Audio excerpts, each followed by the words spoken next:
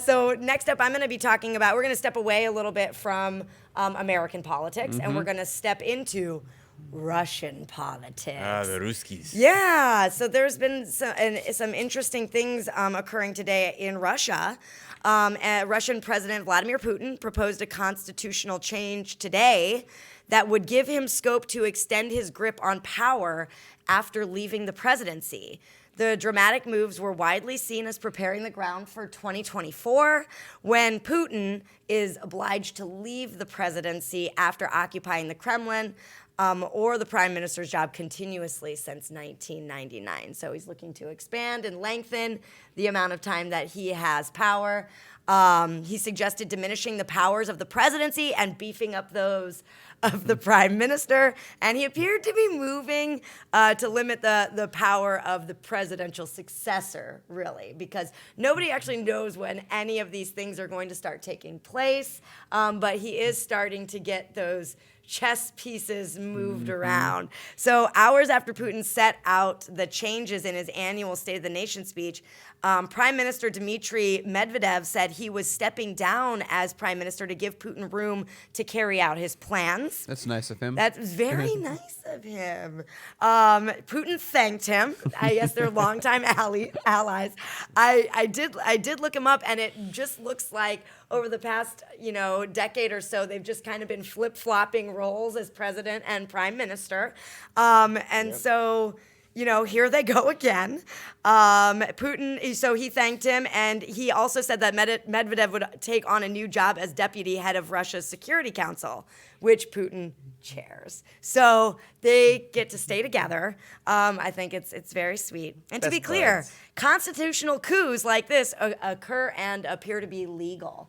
So everything that's going on here is legal, and it looks that if Putin gets his way, he will be basically one of the main leaders of Russia, a little like inevitably, it seems. So what do you guys think of this kind of leadership?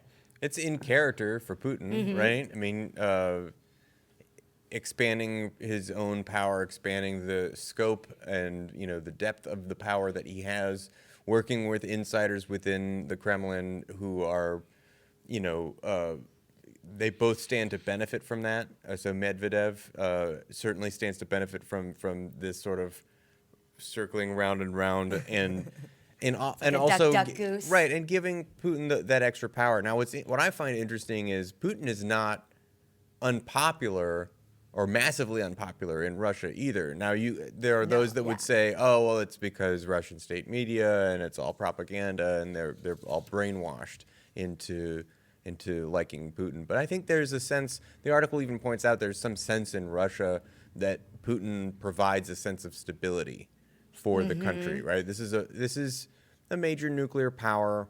They don't have the same kind of economic standing that they once had, but it is at the very least it's something that's stable, and it can't be said that Putin hasn't acted in Russia's interests over his time as president and prime minister. I think most Russian citizens seem like they're okay with him. Like it certainly does not smack as particularly democratic, or American sensibilities sort of get in the way of that. And there are a lot of reasons to not like Putin. But I wonder how much criticism this is really being met with throughout Russia, and is there a reasonable challenge to his political authority in the country? I'm not hearing any other names. I have something to say about that, but Daniel, I want to hear your take too on that. So I feel that Putin has done a very good job of being a dictator without the appearance. He's still, technically president, technically prime minister, but what he says goes. He's brought back a soft version of the USSR where he's trying to a degree. I don't completely agree. I think there's a number of people that very much don't like him, but there really isn't a lot that they can do about it, and there really isn't a place they can go. And I want to give a shout out to the U.S. media and especially the Democratic Party for giving him the power to do this. Because if you ask, we talk about Russiagate all the time and how much we dislike it. Here's one of the reasons. Putin now gets to walk around Russia, strutting his stuff, saying, I control the U.S. elections. The U.S. says it themselves. I control everything in the U.S. Just ask Rachel Maddow. I control everything. I am powerful. I make Russia powerful Right, on we've the world legitimized stage. Putin. Yeah. Right. We give him power. So I wonder if there was no Russiagate, if we had not demonized Russia the way we had for as long as we have, would Putin have this amount of power? I would say no.